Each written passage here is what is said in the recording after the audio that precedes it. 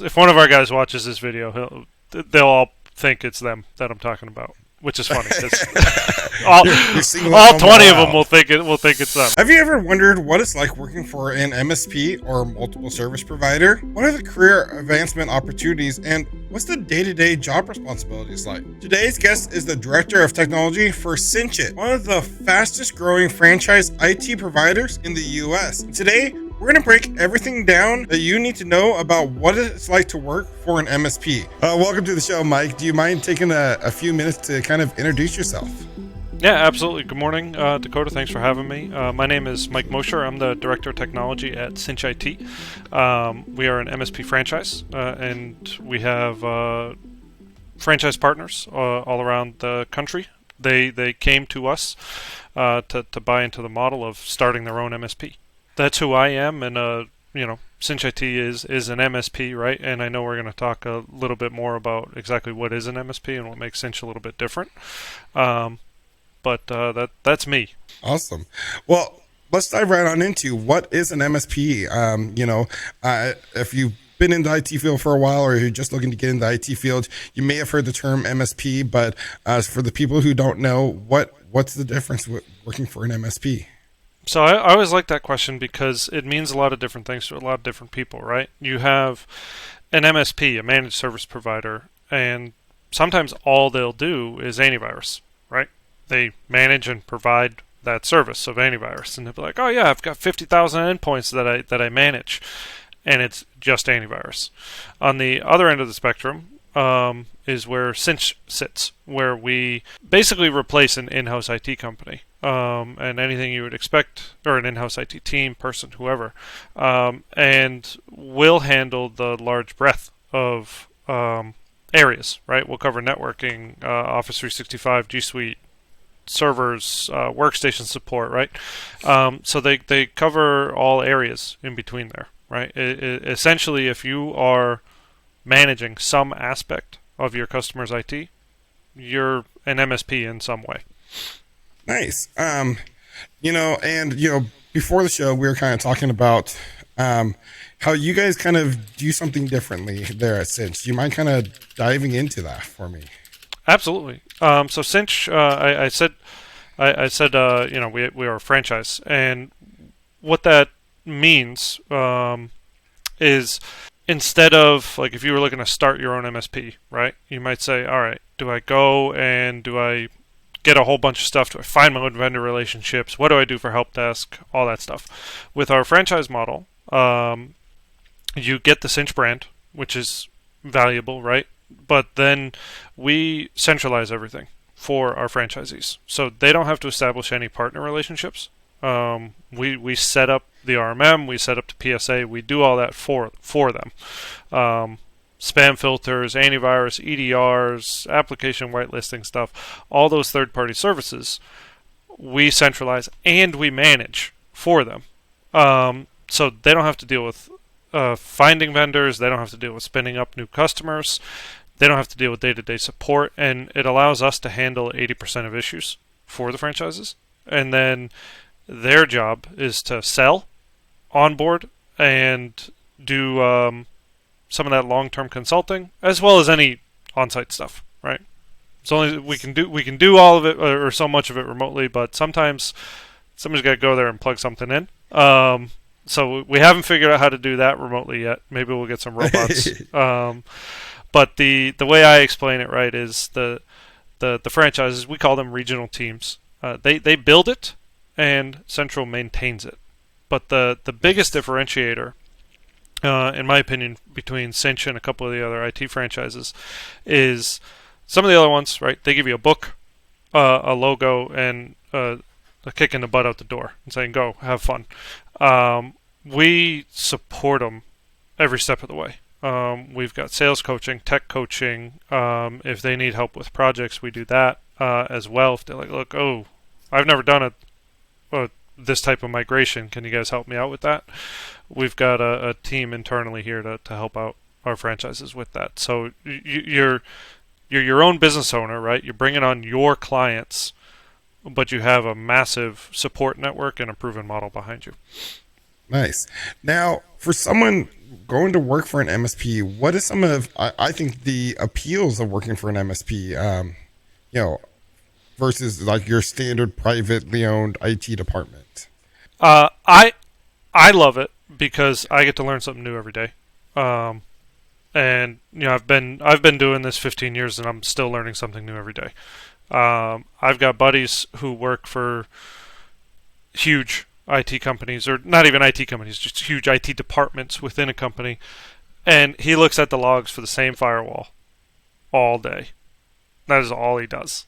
That's probably why I see his Steam profile popping up as he's online playing a different game.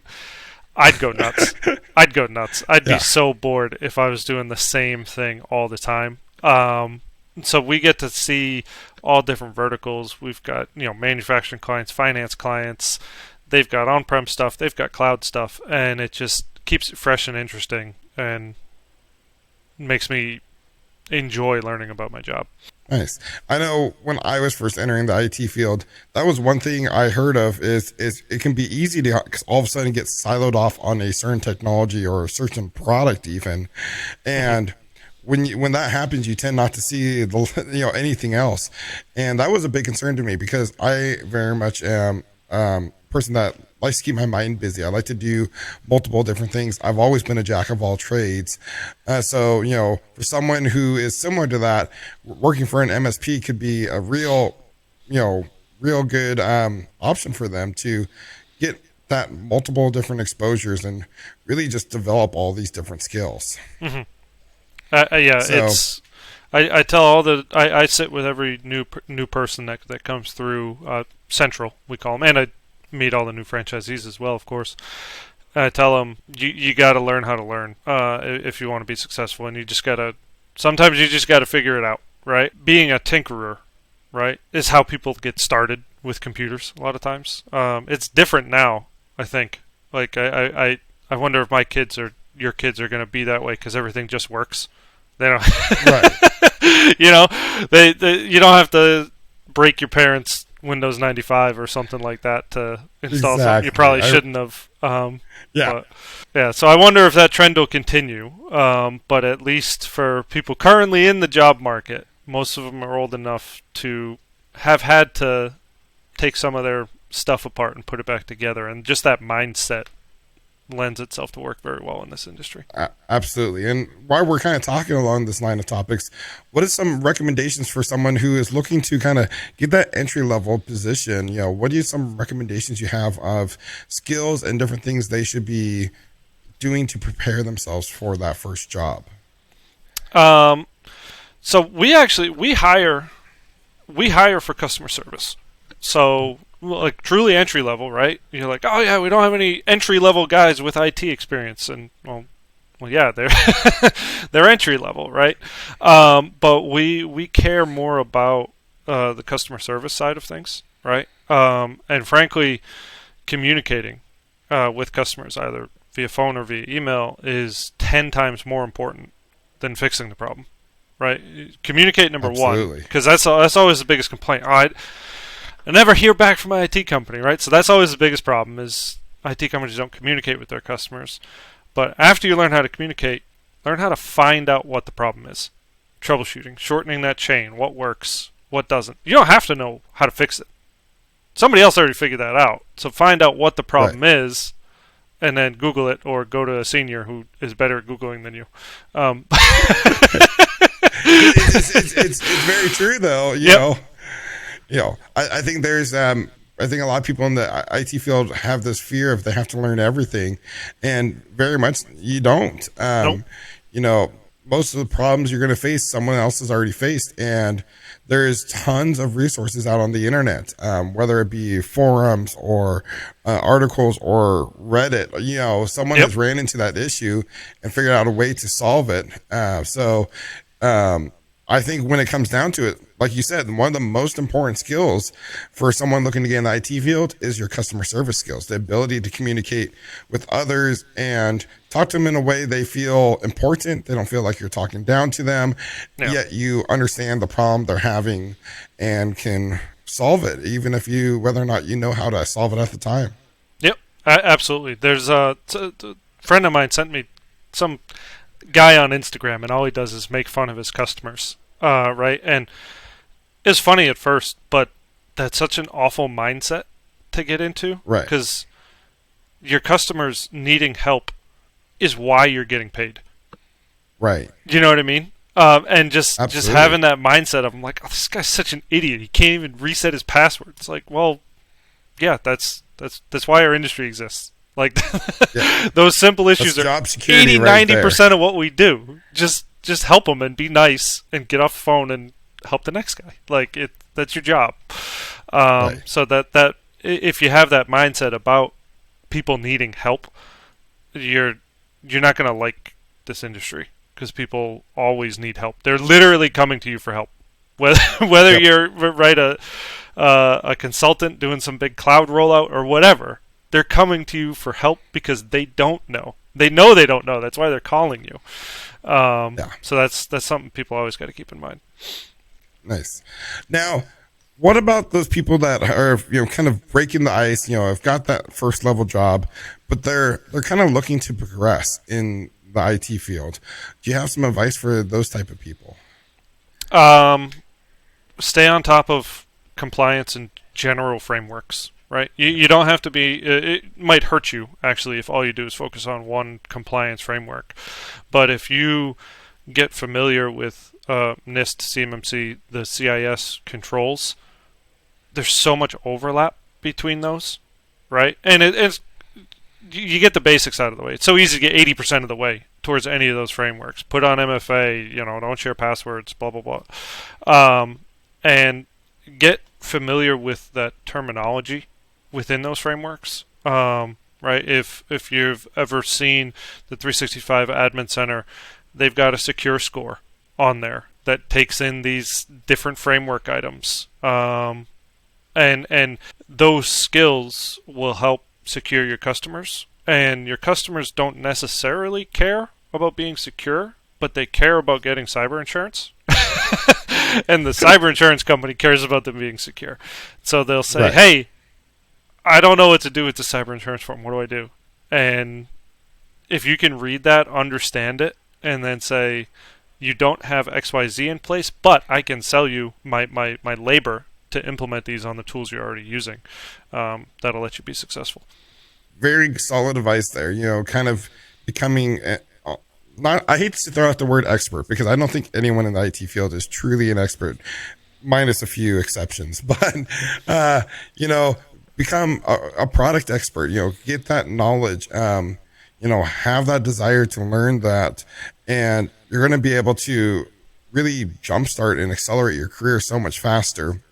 Now, is the typical job progression, like, promotions and stuff, similar working for an MSP as it is for like a private company, or how does that actually happen?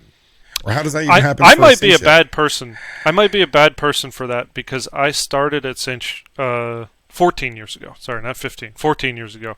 And I helped build it into what it is. So I didn't exactly hop around businesses. Right. However, right, I do think it is similar, right? Our guys will typically start on the help desk, and back before we did the franchise model, you'd start on the help desk, and then you transition into one of the on-site guys who does server migrations and projects and assessments and things like that.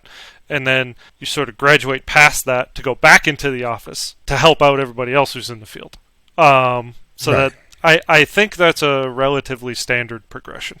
And it makes the most logical sense. A lot of times I tell people, that are looking to go to work in the IT field, whether it's, for an MSP or a private industry, if you start on the help desk, you build that fundamental knowledge. You kind of get that knowledge and you get a little bit of taste of everything. And you can, it's like a stepping stone or a rite of passage, and you can progress on from there. So I Yeah. completely agree with that advice. Yeah, the because once you start going on site, you somehow forget how to update your tickets at the end of the day. Yep. So you gotta, like, if you start on site, you'll never update tickets. At least if you start Right. on the help desk, you'll update tickets, and then you can forget that skill when you go on site. So if one of my Absolutely, guys, if one of our guys watches this video, they'll all think it's them that I'm talking about. which is funny. all You're singling all them 20 all of them out. will think it's them. But Yeah. yeah, But no, absolutely. So we were talking about career progression, but I also think that a lot of people are in a hurry to kind of progress their careers and make that cash. What is some things that you kind of recommend? Like, I typically tell someone you need at least to try to, like, when you land that first level job, not even start to worry about career progression until like year two or something like that. What is some advice you have for people that are really wanting to scale up quickly in the IT field, but need to still gain that fundamental knowledge? take responsibility, regardless of whose fault it is. So ticket comes to you, right? That ticket's your responsibility. It doesn't matter if the issue is because of the person who last worked on the ticket, because of a customer, because of a vendor, right? It doesn't matter whose fault it is. If you own the ticket, it's your responsibility, right? Own that issue, see it through to completion. One, you'll learn more. Two, your customers will be happy. Three, unless your bosses are completely not paying attention, they'll say, wow, Mike owned that issue and saw it through to the end. I need to give Mike more work. You'll learn more, you'll progress more, you'll get promoted, and it'll just happen. It'll just happen. So just own tickets that come in, right? Take that responsibility, especially if it's not your fault, right? And you'll just learn more and do better. And then I'm a firm believer that if you do good work, right, things will take care of themselves. Absolutely. And, I can personally attest to that. At my current organization, when I got hired as a knock technician. And, I really started taking ownership of everything I did, including, just general ownership of the knock, and really tried to see how I could really start to refine systems and keep everything running nice and smoothly. And it got recognized right away. And, after just a very short little time, I was ended up promoted to director of network operations. The vacancy happened to be there, and management took a notice that, I cared about everything I did. If there was a problem, I made it my goal to grab something before anyone else did and try to take ownership and fix that issue right away. You know what I mean? And it doesn't go unnoticed. A lot of times people will feel like it goes unnoticed, but really, it doesn't. And it can be a huge advantage to kind of progress your career. Speaking of progressing your career, I know we kind of talked about this already a little bit, but what is your feeling on IT certifications and how they play into a typical career progression in the field? I think experience matters more. I think the certifications are can be important to get into the field, right? If you're looking to make a career change, right? Like, let's say you're not an entry level age, right?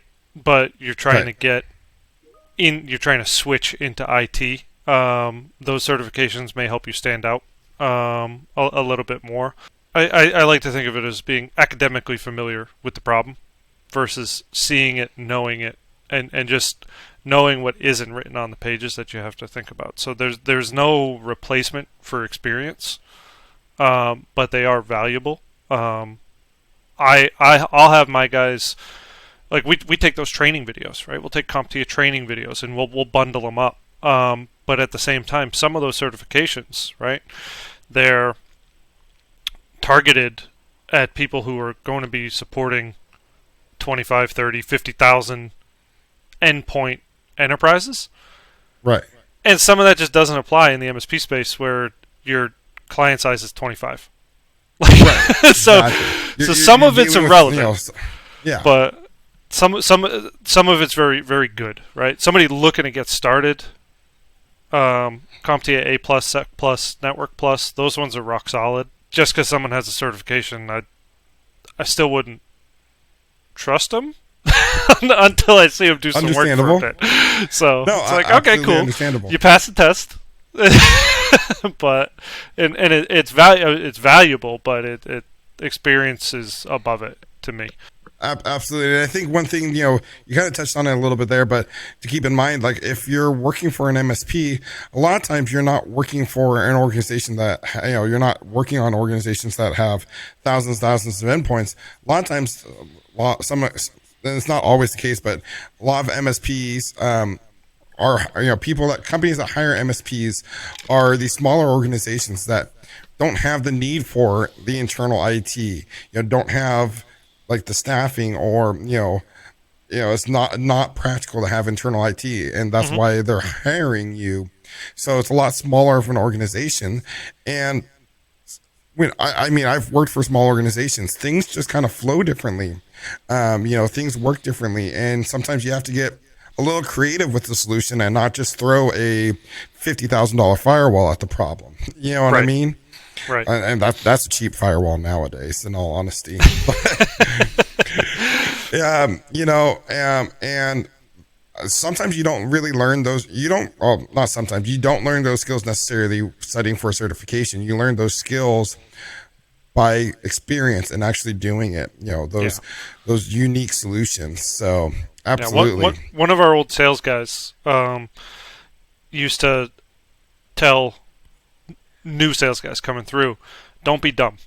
And dumb means doesn't understand my business, right? And Yeah. and even us nerds on the tech side, we can't be dumb about their business either, right? We have to say, oh, look, you can't do it that way. It's insecure, blah blah blah. It's like, well, they've been working that way for 3 years.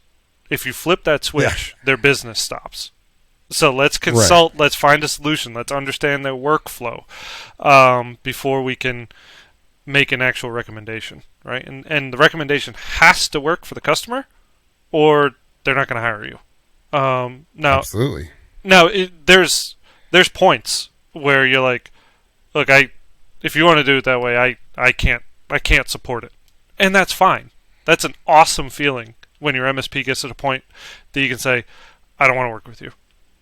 Right? That's an awesome feeling when you're like, I don't want your couple grand a month. It is not worth the effort, the risk, whatever. Right. It's very hard to do that at first, but it's a great feeling when you get there. Absolutely. Yes, absolutely. I understand that completely. So, yeah. So if people want to find out more about Cinch I.T and find more connect with you and stuff, where do you recommend them going? So our website is just cinchit.com, cinchit.com. Our catchphrase is we make IT a cinch. But Cinch Franchise is the website specifically for the franchise side of things. So anybody looking, if you're in IT, you're looking to start your own MSP, you don't want to go it alone. That's what Cinch is for, and that's what a Cinch franchise is for. Nice.